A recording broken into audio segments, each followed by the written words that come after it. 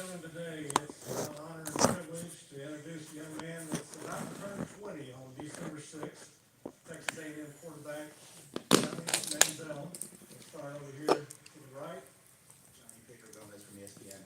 There's so much talk about a freshman possibly winning the Heisman. You're already epic legend in Kerrville. What kind of advice can you give to all high school You're the quarterbacks? odds-on favorite for the Heisman this year. He's talking about even 2. Does that scare What you is at all? the craziest thing a fan's done for you? I did see people in Scooby-Doo costumes at the game the other day, so I'm gonna put that up there at the top. The winner of this year's Heisman Trophy will be announced Saturday right here in New York. Manziel is considered the favorite. He'd be the first freshman ever to win the trophy. The Heisman Trophy will be awarded just a few hours from now, and we are honored to be joined by the finalists. This one's for all three again, and we got a couple seniors here and a freshman. Does any of that matter anymore when determining the Heisman? I'd like to hear from all of you on that. I don't think so. Good evening, everyone. I'm Jim Nance. We're at the home of the Heisman Trophy, the most prestigious prize in all of college sports. You know, I'd watched every Heisman ceremony since I was a kid. Reggie or I remember Cam's or RG3s. And one thing that I did know is that a freshman wasn't going to win the Heisman. And there was a huge stigma around that it was taboo. Might this be the final class variant broken down by the voters, the first ever freshman to win the Heisman Trophy? There were 3 people that were in Heisman contention, and it was really Colin Klein, Manti Te'o, and myself. And to the winner, your name will forever be associated with the legacy of being a Heisman Trophy winner. I was so unbelievably nervous. I looked down a lot because I felt like when I shoe jacket, I was going to be jumping like this because I felt like my heart was beating out of my chest. The 2012 winner of the Heisman Memorial Trophy is Johnny Manziel.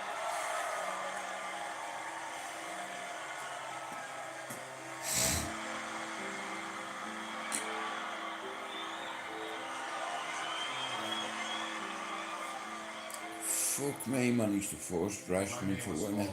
I felt probably just the most joy I've ever felt in my life. I was just praying they called his name, and what a great sound. It was a great sound, a lot of emotions in there, and a long road of raising him. So Mom, Dad, Mary, you mean the world to me. And I just want to thank you for the encouragement, the love, and the patience over the years. It was awesome to see how emotional my dad was, just how proud of me he was. It's been a long time since I've seen him like that. So the impact that's had on me is tremendous. You know, as you raise your child, you want to give him every opportunity to get to where he wants to be, and he achieved that tonight. And we're not done yet, but he's definitely on his way. It all changed after that. It becomes a little bit larger than football at that point. Well, congratulations, Johnny. What are you going to do with your prize money? Do we give you prize money? I wish. Yeah. And then after the Heisman, people started talking about money.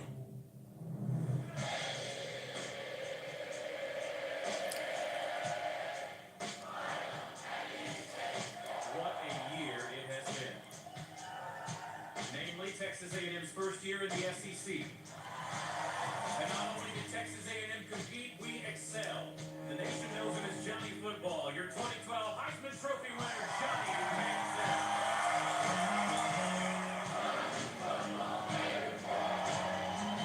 I don't know if there's been a more impactful athlete for a university than Johnny Football at Texas A&M. And everybody was along for the ride and benefiting. And that's just a fact. Whether it's Kevin Sumlin and his mega contract he signed Cliff Kingsbury and where his career went, even our business, like something that covers Texas A&M. It certainly is bringing more business and more athletes and more SEC visitors to come in to see our community. We sold out all of the hotels in all of our College Station. There was nobody that was looking sideways once we started winning the headline run we had. I mean, everybody knew that they were going to profit off this run.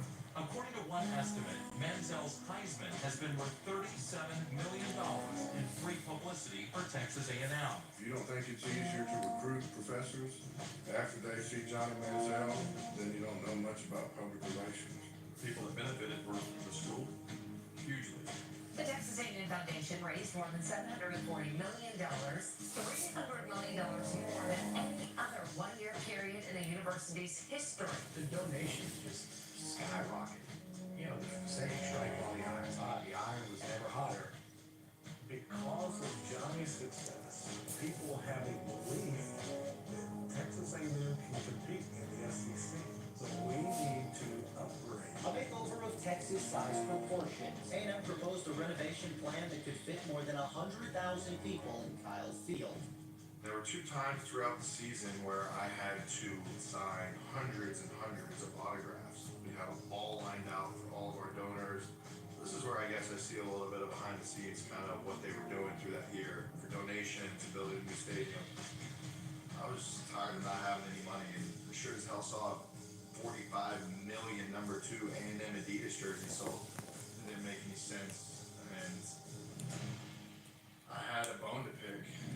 Football is an industry that makes billions of dollars every year at both the pro and collegiate levels.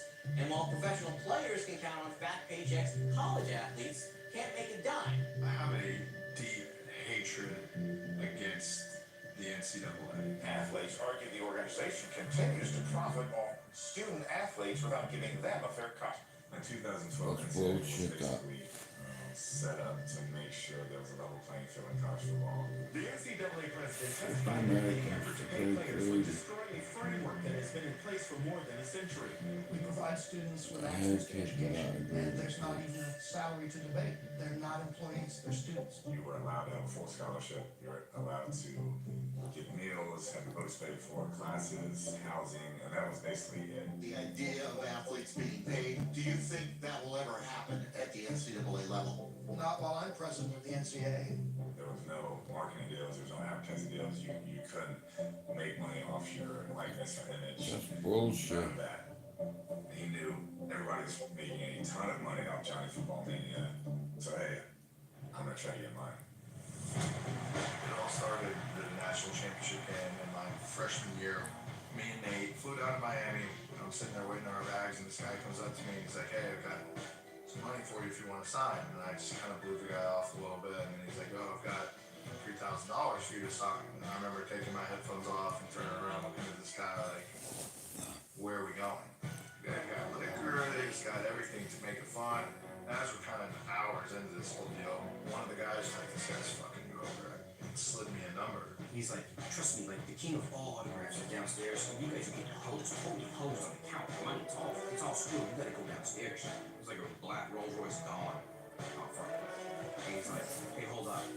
Look up on my thing. It was Alex Rodriguez. He's like, tell this dude I'm good. And I remember he was like, 100% he's good. And I'm like, can't argue that. Here's what we're gonna do. I'm gonna go get a room at the Fountain Blue. I'm gonna set everything up in there. When you get done, shoot me a picture of everything, and I'll give you the code to the stage. 30 grand. And once that happened for the first time, it was like game on. Constructing the business was really just logic. And I hate to even call it business because it wasn't really a business. It was just, it was a business. We were going back once in February, once in March, once in April, once in May. Business is booming. For a 19-year-old kid, having about 100 grand in cash. Very nice. And it was awesome. You have to also understand we weren't just going inside some autographs. Cabo, California, all over the place. I mean, throwing a dart on a map, Finish our drinks, go straight to the airport. wake up, we're like, what are we doing in Washington, D.C.? How does a college kid get courtside seats? Those are expensive seats. We went to live, nightclub, which was big. I won't be on much today, guys, because I have my crane coming. My chest is in a bundle. You know, and the doctor's a fucking dickhead. Yeah, boy, fucking Roger. First row, 50 yard line. We went to Max magazine party and Rachel James Boggs, Rachel James Rock. I won't be on much today, because I have None of them could believe he was there. someone coming. Yeah. I'm going in my head because I'm 20 Been years old. awake fucking since 6 o'clock, so. And Yeah. I remember I got got this silk. But the Queen's coming, so yeah, I won't be on Gucci later on. I still, to this day, have the first Gucci wallet that I ever bought. There's still the price tag in there. So I thought this was like the coolest thing in the world. We make this list of what do we want to accomplish in our life, or what do we want to Yeah. do. Look at Campias. It's like me fucking throat. Go see this, go see that. All Killing me. those things you do as a kid. We You do know. together. He's in my ear the whole time. Shout out to the people that got in touch with me yesterday, the last couple of days from Cherry Orchard. Thanks very much. This train was going It means a lot. You know, I never ever really wanted to reach out to the boys at home, but you know, when you do, and then they pop in and say hello to you, you know. It's nice. Good morning to you, mister. Don't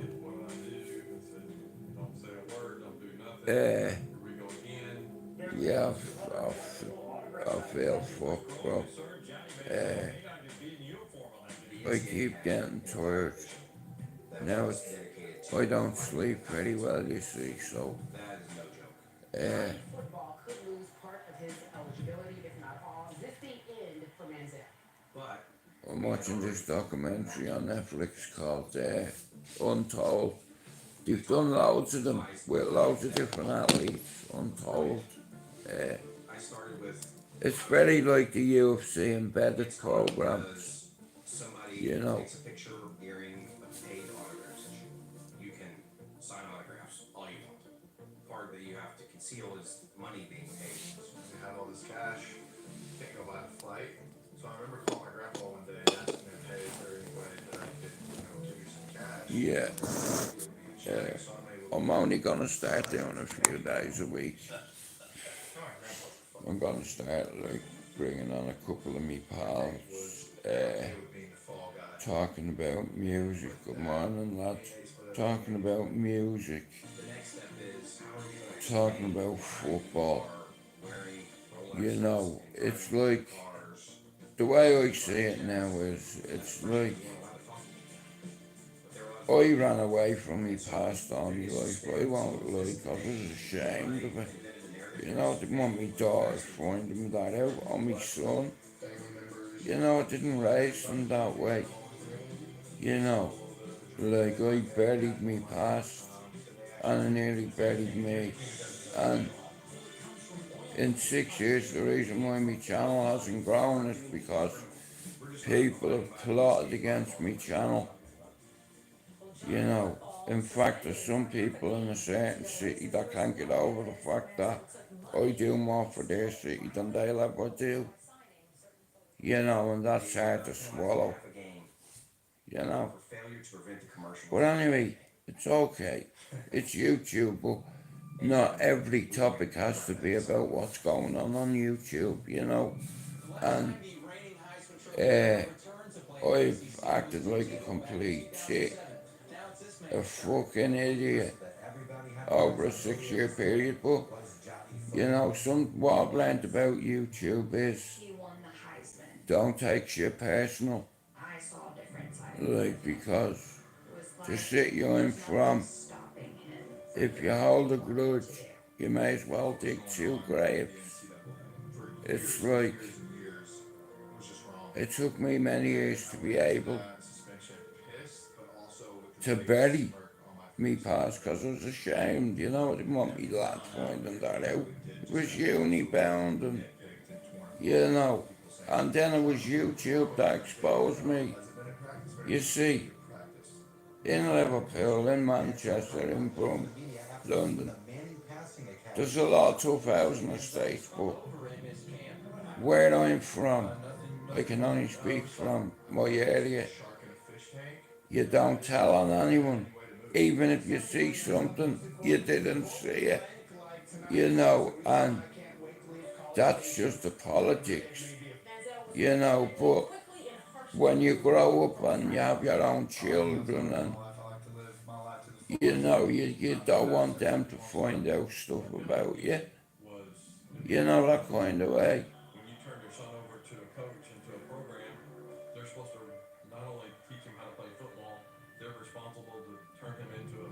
I know, I'm on that video. That's a documentary. And yeah, I should have shared that years ago, shouldn't I? You see, when I told you I was a son of Ballier, a soldier of Ballier, and I was straight out of Ballier, I wasn't lying. Because here, one of the old guard would have called me out on it. But I am part of the old guard, you see. I just got away. Like a sleeper cell. Reactivated 30 years later. Ghost. That's what I am. And that's exactly what's happened. You see, when I used to go on the cesspit, you'd never hear me calling people out or, because look, I don't do that for a reason. It's not, I don't want to see someone's mother crying over the hospital bed. I'm not tough at heart, but I'm a good man to fight. But yeah, I've been in a couple of documentaries.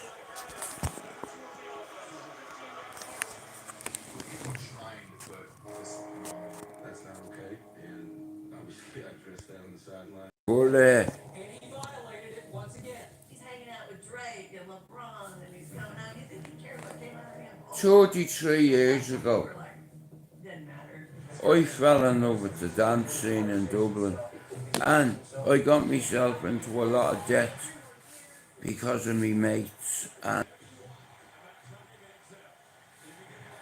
nowadays, I'm a law-abiding citizen. But back then, yeah, it was business.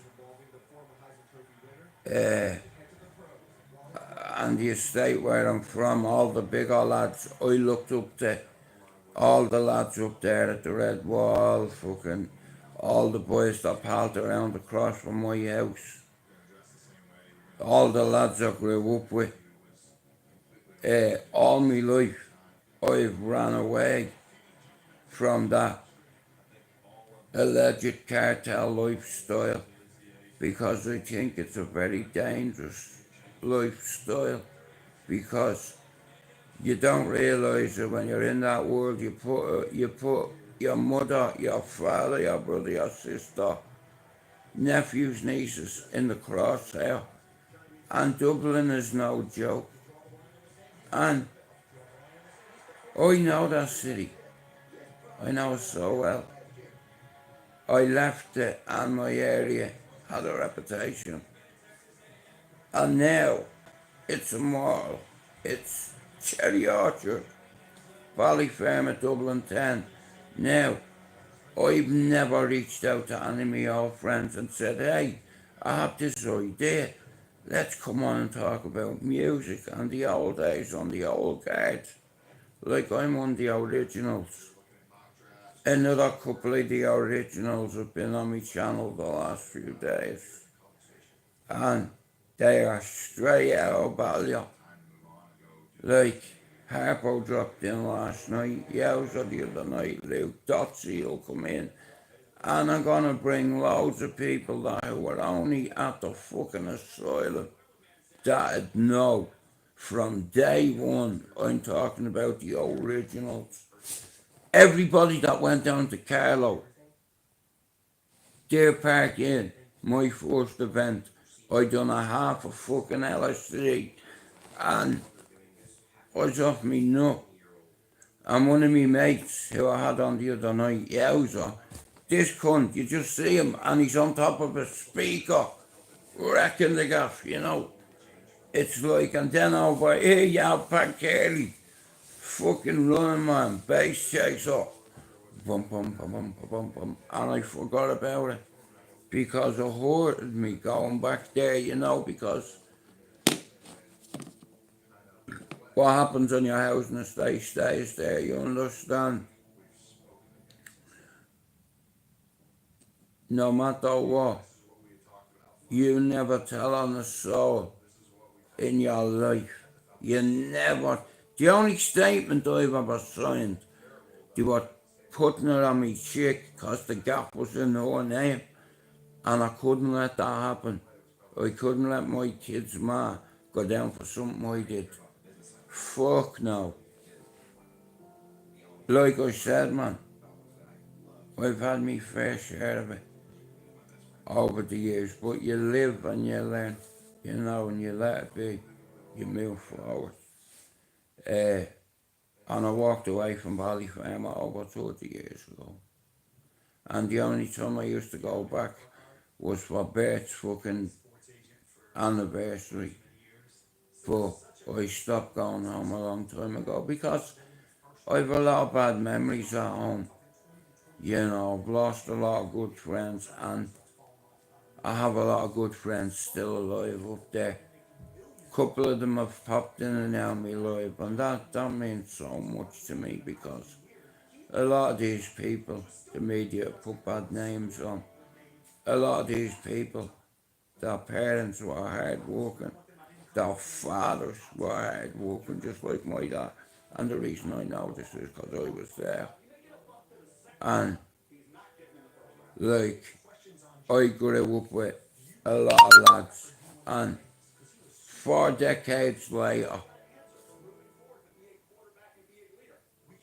you know, we're still like that because we all know what we're like, and here, Ballyfermot has always had a reputation, and people look down on us and tell us that we're not worthy, we're dirt, we're scumbags because we're from Ballyfermot. It's not fucking right, is it?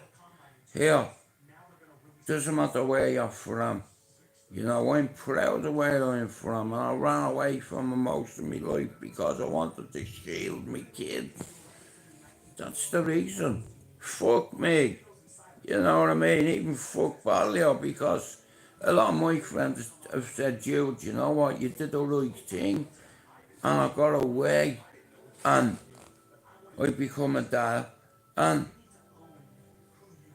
I made the deal with God in jail at 21 in Mountjoy prison around IRA men, around killers, around terrorists, around torturers, extortionists, around tough guys. Yeah, you afraid of tough guys? Now, I'm not one myself. I'm a lover, me, not a fighter. And here, you might find that hard to believe, but here, I'm no tough guy, or hard man, or blackguard, or bowsy. You know, I treat people how they want to treat me. You fucking take a swing at me and you're gonna know about it. Trust me, here, that's one thing I can do, is fight. I don't like to do it. It's not, listen, I don't know trouble, but fuck off. But sometimes, like I said, you have to be careful of the dog that you poke. You have to be careful the dog you poke. Because many years ago, Jude McDonald was a spoke on a wheel, and I got that out of a fucking movie. You know, that's what I was like, a spoke. And because it's an addict, I did things that got myself into fucking trouble, that brought trouble to me door, you know. But I did that. But for me to go back to Ballyfermot, guys, and everybody who remembers the asylum, and here, shout out to the DJs in Dublin who were on the Dublin Narcos here. Well before Dublin Narcos was on, I was in that documentary about the asylum, the original, me. That was me on the dance floor, yeah. Oh, that was me. Now, I never thought I'd go straight back to Ballyer, but I always had a feeling. I always have a plan B, you know.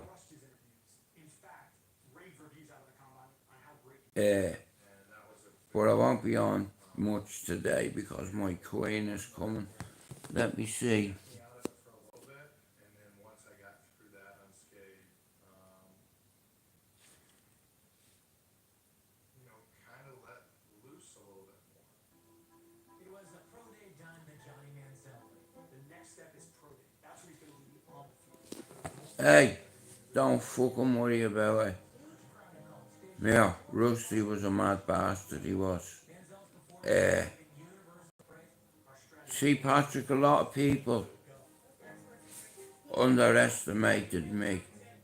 You see, when I told people I was from Ballyfermot, Cherry Orchard, Dublin 10, land like the cartel member allegedly, you think that shit impresses me? I've a lot of mates that are proper tough guys according to the media, and you don't play with these people. You understand, but if you're respected and loved by them, here, even if you've not spoke for 3 decades, I can pick up a phone like that and I can reach out to any one of them. You know why? Because I've never sold anyone out. I never told on anyone in my life but myself. I put my kid in a position when he was 18 months on the day of my ex-partner's 21st birthday, and my dog went in on top of me and he found a gun that wasn't belonged to me, and he found other stuff. Now, I'm not going into too much detail, but I was in a lot of danger and I didn't realise it, because it's one thing to have Ballyfermot behind you and be part of the asylum, but when you break away on your own, when you go to England and then you come back and you can't get a fucking job because you've a criminal record. What? Have you got a criminal record? Yeah. I was in holiday at Mountjoy prison for Class A drugs and iron. That didn't even belong to me. I thought he planted it. I swear to God, it wasn't mine. I just had a copper cone gun. My gaff got raided by Star Street Guard Station, right? The detective was called Larry Duggan and Vaughan Banbury. And I'll tell you who my solicitor was as well, Una Staines. I'm sure her name was Una Staines, I could be wrong. But yeah, I come from an area where there's a lot of tough guys, let's say. So if you're intimidated by tough guys, yeah, stay well away from there. If you're not from Ballier, you wouldn't get it. And I'm from Ballier. Ballier true and true. Me family raised on London Road, straight out of Ballier. One of the originals. And it's nice to know DJ Heavy. I seen him in that documentary. He was in that documentary as well. Like, they only got a glimpse of me, Patrick. The night when they made that documentary, it was early in the night. It's like the asylum was only open about, fucking hell, it was only open a couple of months, And it's crazy because my kid's ma was dating that DJ who, that Mitchell man that was drawn in the asylum. This geezer, I think his name was DJ Dave or something, but he was there for the visuals. And the way the asylum used to work was everybody'd have to be in there at 8 o'clock because it opened at 10. You're talking about cloakroom staff, bar staff, even though they only sold water, security, DJs, groupies, or whatever you want to fucking call them. But dance music, at the time, I know for a fact, and going off statistics, the crime rate went down, Patrick. The murder rate went down. People who once were fucking firing shots at each other start hugging each other. Grown men. I witnessed it. It's like I said, when ecstasy hit Dublin, it was like a clusterfuck because what happened was every suburb all around Dublin, everybody was going to either the Olympic, Sites, G1, or the Asylum. Now I've been to all four, right? And I've seen many things happen. Here's the deal. Back then, this is how I seen it. Now, through a 15-year-old's recollection, I get a role in a job, I get a job in this particular nightclub, and all my mates start getting bang into it as the weeks were going on, and I had a slot in the asylum for 17 months. You know, I was working there at 15. I went to England at 18. You know, it's like, they broke their own rule 17 months in. You know, there's this cliche that says don't get high in your own supply, and I've seen it so many times in movies, but here, it's the truth. Fuck movies, fuck Hollywood. You don't. Because if you're a drug taker, you won't be successful. Do you understand? Whereas I know clever cunts, right, all around Dublin that were smart, invested, you know, in something economically viable, something illegal. Invest, you know, but that's how I got into heroin, because 17 months in, now, I'll be honest with you, it's like, I watched all the older lads smoke this stuff on tinfoil, right? And I was always curious, right? Now, I'm not gonna lie, and I'm not gonna say, right, Rusty, punch me in the face, 'cause he see me going near the guy, you know. He's like, what are you doing? It's like, nothing. He's like, smack, I just fucking seen you. Touch that. Do you understand? And Rusty was like that. You know, he didn't want me touching it. You know, I was only 15, so I got a box on him. You know what I mean? Because he caught me trying to rob one of the boys' tinfoil. He's like, what are you doing? I was like, I'm having a go at that. He says, are you? Bang! Even though he was a bit of a bollocks to me, he looked out for me. You know, and I couldn't see what he was doing at the time, so I waited till the cunt wasn't around. And I caught one of my mates, I'm not going to say who, but I caught one of my friends right now. Like I said, a lot of people start to realise that when you were coming down off your ecstasy, you had your heroin to bring you down. And I watched all the older lads do that. And they were all sitting around on the third floor, and they were all doing this.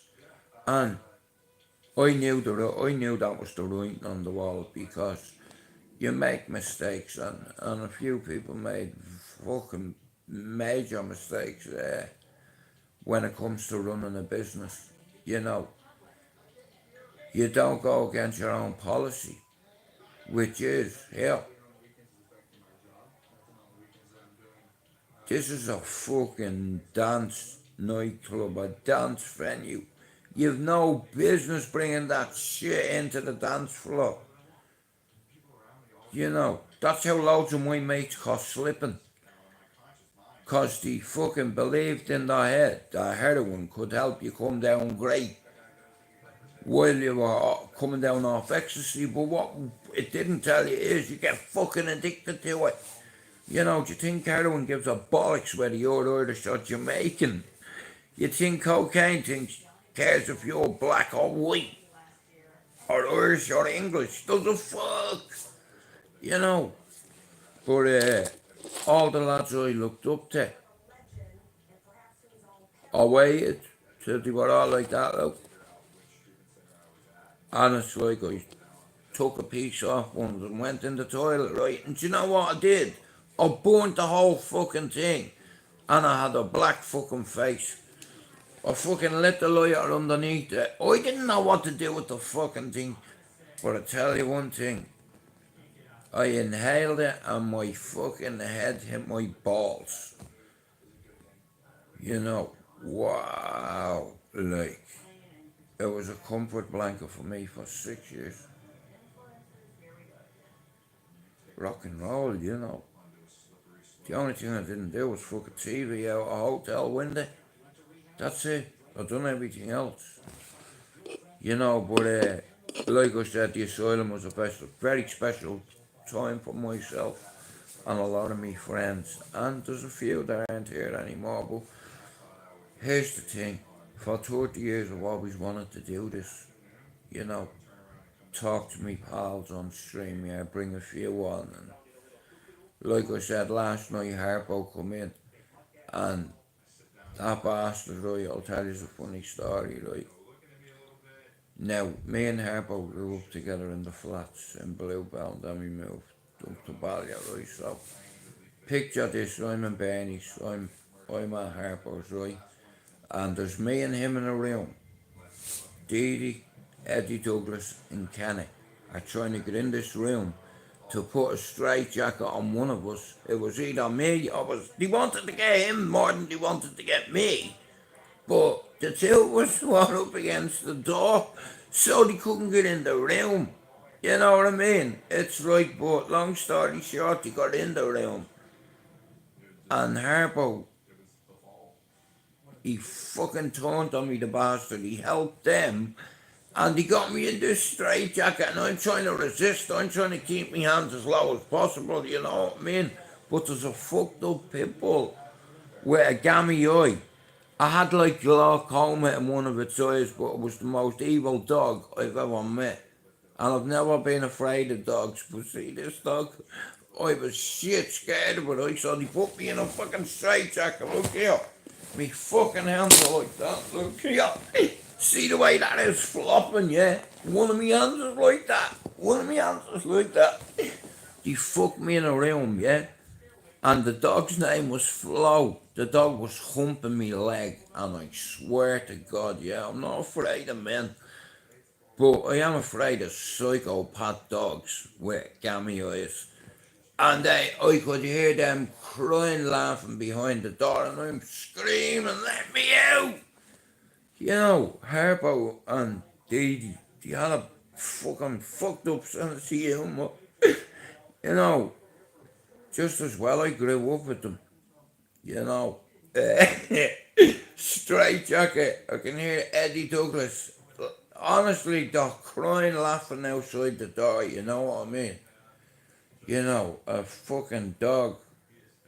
I nearly pissed me pants. I'm not joking you. You're right, Stevie. You know, but all me fucking chest is in a bundle. But for 3 decades, I wanted to reach out to them and tell them I miss you. You know, and I miss having the game as on. And Englishmen don't know how to play it. So that's me fucked. You know, I was promised a game of Dawn. One of me mods promised me. You know, but last night and the night before, a couple of the old guard come on. And here, these people don't talk to anybody. Nobody. Right? Because anyone outside Ballyfermot is classed as an infidel. You're an insurgent. You know, you're an enemy to the state. You know, you can take the boy out of Ballier, but you can never take the Ballier out of the boy, if that makes sense. And I'm just so glad and so proud of myself that I never called anyone out on YouTube, and I've always stayed true to myself. And build it and you'll come. 6 years I act the bollocks on YouTube. But since the 9th of July, something's happened to me in here and up there. I have this sense of calm. Now normally when I'm calm, Mark and Alex will tell you I'm that close away from exploding, right? But it's calm, and it's a calm that I've never had in my life. I'm blaming that picture for hitting me in the head. I saw me live the day of my dad's birthday. He died in 2013, right? And on his birthday and on the anniversary of his two dead brothers, 57 years dead, Uncle John, or Uncle Harry and Uncle Robert, my dad's two brothers, drowned on his birthday. And a set chain of events off, Mark nearly killed himself. Then a picture hit me in the head. And then I have dead people visiting me, telling me to go over there behind the Blessed Lady, and I found that medal. My mother guided me to that medal. Now, if you look at that medal, and you look at that statue over there, in a dream, my mother come to me and told me to put my glasses back on, right? No shit. Put my glasses back on. 1 sec. Oh, put my glasses back on. Yeah. And looking there for a medal. And I got the medal. And that's the fucking medal we're talking about now. You tell me that's a coincidence. Look at her face. Come here, you don't even understand. There's me mother's ashes there, and there's me father's. And I go, no, there's a 25 grand headstone over there waiting. She told me to put my glasses back on, you know, so put the old chain on, you know. Like I said, I'm the real deal, you see, because I'm Catholic. I'm not a wannabe Irish ex-thug or anything. I know some royalty in the Dublin underworld, if you want to say that, but it's all about that lifestyle because, you know, you're putting yourself in a lot of danger. Like, you know, when you're young, it's like you're easily manipulated, especially if you want to be with one of the boys, and a lot of the older lads see this, and that's where a lot of kids get manipulated and groomed into that lifestyle. You know, over here they call it finessing. You know what I mean? Like, that's why I always avoid, I warn kids the dangers of drugs. Never do drugs. Yeah, look, you know, and I'm 28 years away from heroin. And you know how hard it is, right? Listen, like, all my life, when it comes to drugs, I always seem to replace something with the other, if that makes sense. Like, I went from the very start, smoking at about 11, normal cigs, at about 13 smoking hash, turn 14 start doing LSD and microdots. Yeah, have you ever tried to have a microdot? Do it in a fucking shoebox. Anyway, it'll save your night. And then ecstasy, and then heroin, then cocaine,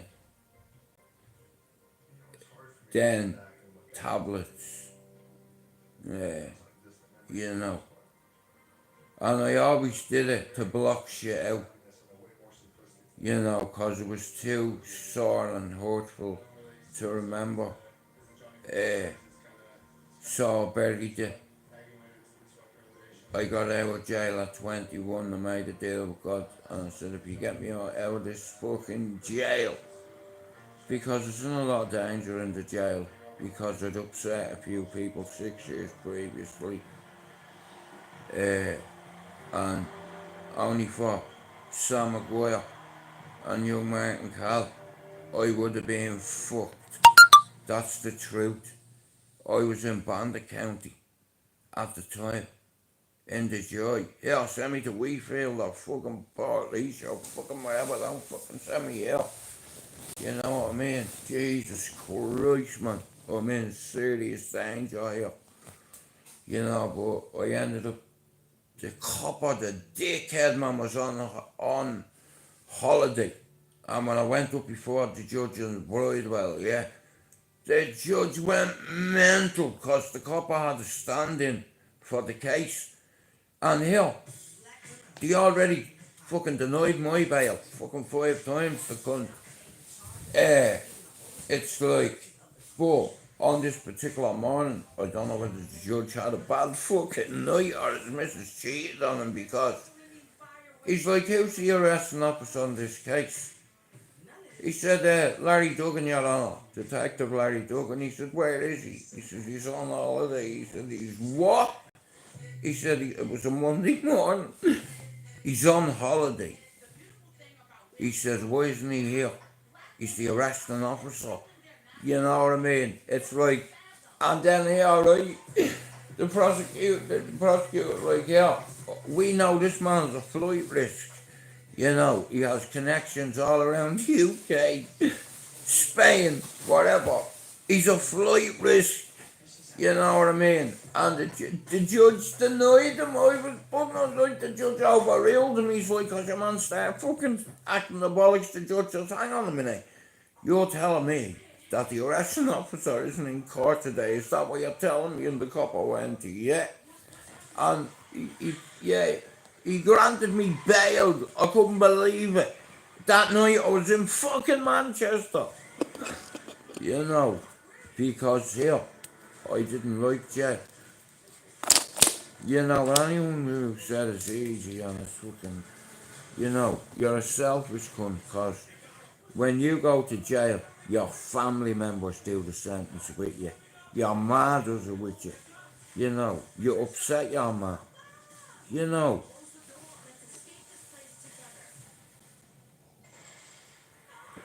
Well, look at God and my faith has got me through. Not me old friends. Like, when I do things, I do it on my own. And it's always worked out for me that way. You know, when I had my children, I went to fucking work. And I did it the honest way. And here, do you know what, right? Do you know when you're a drug dealing scumbag, like I was, right?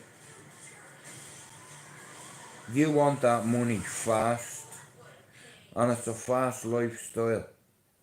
It's a very dangerous one though, because like I said, in Dublin is like a termite mound, and it has many layers, and coats and layers and tunnels and crevices and ravines and fucking, you know, tributaries. And just like a lot of my friends up in Cherry Orchard, you know, we're good people. It's like we're given a bad reputation because of the media. You know, don't always believe, guys, what you hear in the media. You know, because they tell lies. You know, and because of that Paul Williams, he has a lot of blood on his hands, and he implicated a lot of people, and he made out that people were informers. You know, and that shit is dangerous, because lies spread quicker than the truth, right? Let me tell you this, cocaine's one hell of a drug in cities full of gangsters and cities full of thugs. Think about it. We all know a crazy bastard, right? And every mad bastard has a dog, right? Do you understand? Every mad bastard has a dog by his side to do his bidding for him, or his chewing. Now in my case, I can't do much chewing because I have no fucking teeth. Me granny told me Joe would never do drugs. But never doubt dubs and our resilience. And our resilience. You see, when you tell an Irishman he can't do something, then you're gonna make him do something. You know, I'm not doing this because I want it. I'm doing it because I can.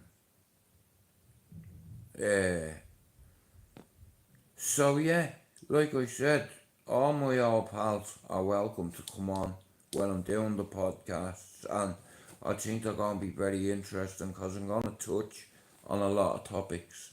Like, now, you all know, right? Football, I love me football.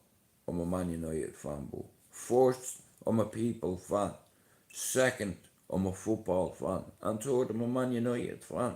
You know, I live in a city that's divided by colour. Red and blue. Right? And here, I'm 5 minutes from the Etihad, which means United in Arabic for those that don't know. And I am going to start making new content over at the Etihad. You know, go over and interview a few of the infidels. You know, the locals. And I know everybody around here. You know what, right? When I was in Cherry Orchard, I knew everyone. And you know what? Nothing's changed. Just a different housing estate, that's all. That's it. That's the only thing that's changed. You know. And there's a lot of Irishmen around here. A lot of good gypsy men. You know, good men to fight. Some of the best men in the country. You know, all the Keenans around here and the Collinses. Shout out to Michael Collins, you big curly-headed fucking gypsy bastard. Fuck Liverpool FC, how about that? Nah, I have a mate, Michael, and he's lived around here for the same length of time as myself, and my lad and his daughter went to uni. Yeah, his daughter is a gypsy, yeah. Even gypsies go to university. See, there's a stigma attached. Listen, I know travellers get a bad reputation, but they're not all fucking bad. There's arseholes, everybody has an arsehole, yeah, in every community. And I know some of the fucking best gypsy men in the world that live around here, quarter of a century, like me. And you know what, we've a great community spirit around here. Fucking fantastic. You know, it's great. Because everyone knows you, and everyone around here respects me. You know what I mean? And me brothers. You know, we're not bowsies. We just all live together. Because it was my mother's wish on her dying bed to keep my brothers together. And that's what I've done. And see that picture over my head? That's my ma's favourite picture. On the 9th of July, on my life, that picture. I believe in gravity and science, propulsion. I watch shit about Elon Musk, what have you, right? But I believe in the grounds of science, physics, gravity. Pictures don't fly off walls. Here, I can have that both windows open, the door and the patio, and that won't budge. You're telling me that's a coincidence? See, I just see things different to you. That's the difference between me and you. But like I said here, I never wanted to go down this route, but it's the best thing for me, I think, on my channel. Bringing on a few of my old friends that have more credibility than anyone on YouTube. Do you understand? And here, like I said, see my old friends. They don't talk to nobody. Do you understand? No one. They'll talk to me. Here, can you get them to do that, can you? Well, I'll tell you one thing. I know a lot of my friends that pay debts to society, and as far as I'm concerned, yeah, if you're fucking even with the house, I've got many friends that weren't law-abiding citizens like myself that have spent many years in jail, but you know what? When you're clear with the house, you do the crime and you do the time. You know, Even if it takes 20 chances, everybody deserves another chance. You know, no matter what. I know people can change. I watch good fellas turn to bad fellas, I watch bad fellas turn to good. And yeah, where I'm from, yeah, it's like Iraq in my hood. I live in the roughest part of Manchester. Do you understand? Not my side of Salford, Beswick. My fucking housing estate. We have democracy on this housing estate and we have policies and laws. And if you break any of them or if you're in violation of, say, Rule 47, for instance, whatever, you'd be told on the spot. You know what they say in Manchester? We run no joke thing. Now, you wouldn't understand that. I do. And like I said, all my influences I use, and nobody will disrespect me around here because they know me years and they know what I'm like. I'm a nice lad. You know, I don't cause trouble. If you want to start, I'll finish you. No problem. I don't mind extras, dessert. You know, that shit's fun to me. But if like I said, I've tried to guide myself away from glorifying violence or drug dealing because there's nothing to glorify. You know, you put a target on your ma's back, your dad's back, your brother's back, your sister's back. It's crazy. You know, but I understand the politics. Doesn't mean I agree with it, but I just understand how the wheel works. You know, and you never get off the wheel. Never. Like, I've always been affiliated with Cherry Orchard because I'm from there. Do you understand? I'm not ashamed of where I'm from. And I'm fed up of people give my area a bad name all my life. Even when my mother was raised on Landon Road with me uncles. Ballyer had a bad reputation, so do you know the amount of hard working people in Ballyfermot? You know all the tough lads I grew up with, yeah? All their fucking dads went to work, yeah? Right? They went to fucking work. Like normal people, like everyone else. Like, you know what I mean? Like what, you think your dad wants more for you than the fucking next door neighbour wants for theirs? You know?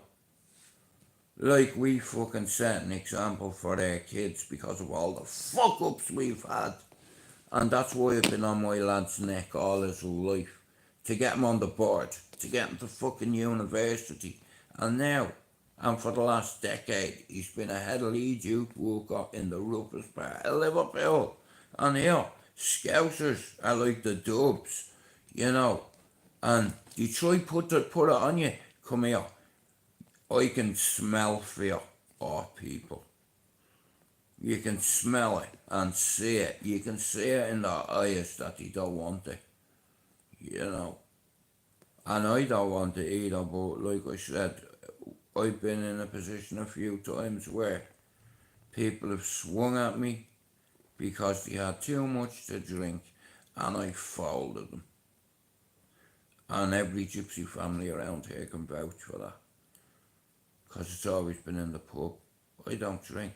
Other people drink and think they're tough guy and they want to come and have a swing at me. I'd gladly put you on your back. It's great. You know, cause like, you know, let's say I learned how to defend myself over the years. I'm very good on my feet. And with my hands. You know, I'm not a tough guy or a hard man. I can just have a go. Like, you know, like everyone else. But listen, I come on for an hour. Listen, I don't think I'll be on much this evening. But I want to thank everyone in Ballyfermot who's reached out to me. And listen, We are sons of Ballier. We are soldiers of Ballier, and we are straight out of Ballier.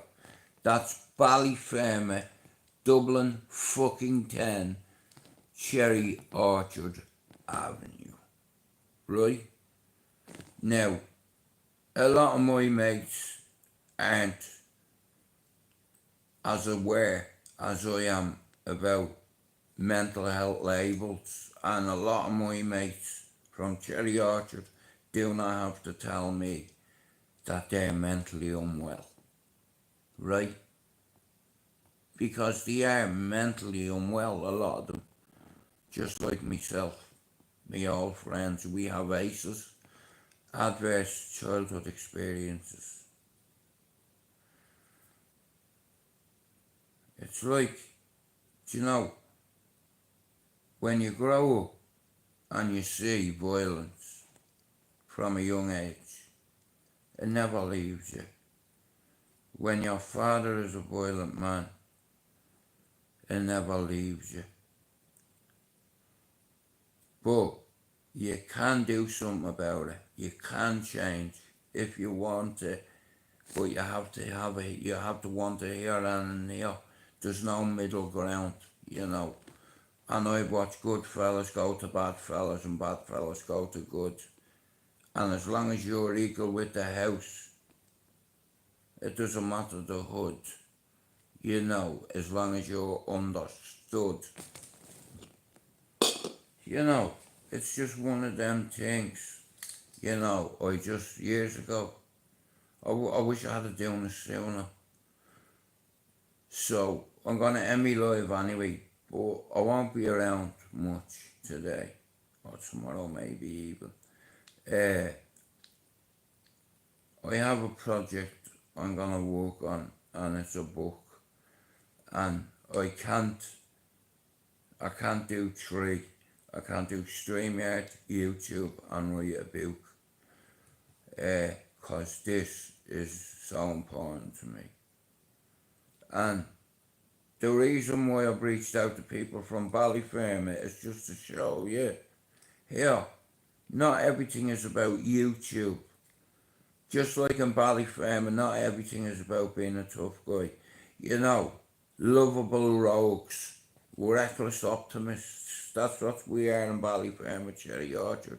And you know, if you're solid, and if you ever tell on anyone, yeah, even if it's 30 years later, they'll remember. They will remember, and they will come on and say, you lying rat bastard, get off here.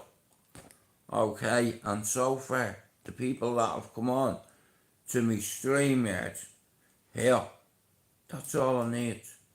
Because not everything's about YouTube. And a lot of my friends that have mental health issues up there, I'm going to help them. It's like I'm going to be their bleeding counsellor. I'm going to be their confession. I'm going to be their priest, if need be, because I've educated myself about mental health, and I want to educate my mates as well. You know, I want to give them some tools that I've learned while I've been over here. You know what I mean? If it'll help them. You know, I don't drink alcohol and I don't take drugs. I smoke loads of hash, well, loads of weed. But other than that, I had a bit of a turn years and years ago, well, a few years ago, right? I was on mental health medication, I was on cocaine, and I collapsed on the ground. And then I started noticing I was talking out the side of my mouth sometimes.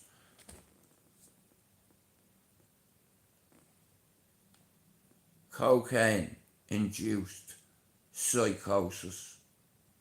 Anybody who's taking mental health medication, if you take fucking heroin or cocaine, you may as well put a fucking put a shell into a 22, fucking spin it and click the fucking thing, right? Because that's what you're doing. You're gambling with your life. You know what I mean? Here, I talk out that side of my mouth sometimes over cocaine. How about that? That's what cocaine done for me. And heroin did that over the years. And I got pyorrhea in my fucking gums. Me mother got the same thing as a kid, pyrite in her gums. I got it as well. All my teeth start falling out, and it didn't help. I done a shitload of drugs. You know, so that's on me. You know, I'm not gonna blame anybody for fucking the shit I did. You know what I mean? I got punished for a lot of the stuff I did. Do you understand? Punished. Well, it's your own stupid fault. It's like, you know, and a lot of the kids don't have a chance nowadays because they see their mates driving nice cars, and the kids aren't stupid. But listen to me, education's the way forward, because you know what? In 20 years, some of their mates won't be here. They'll be either in jail or locked up. Don't be a follower. Listen to me, yeah? Make a 4-year plan, right?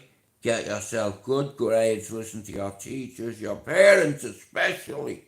You answer up your parents, you're a cunt, right? You don't answer your elders unless it's super necessary, you know. And I've a pain in my bollocks with people putting Ballyfermot down, because you know what? See my fucking mates, yeah? Do you know, when it comes to the elderly and people like that, we have fucking respect. It's like sometimes people are faded.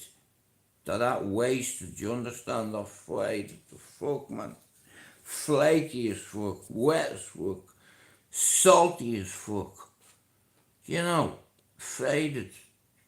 You know, you get people that are wasted and they do stupid things, and you're responsible for your actions. You know. But anyway, listen, I'm going to go, but a few of the boys have reached out to me. So, we've already had Luke on with Yowza. I want to get Dotsie to come on. I want to get Park Harry to come on. I want to get Harpo to come on. I want to get a couple more of the boys to come on to talk about music, football, you know. And here, I don't want nobody disrespecting any of my friends when my stream starts going out. It's like, because you be told, you understand. And here you can't use the excuse, it's only YouTube, but it's not, it's StreamYard. I want to shout out to the people who come into me live last night. Thank you for showing your support, Harpo. It means a lot. You know, you've never forgotten, I'll never forgive you, you motherfucker, for put me in a straight jacket.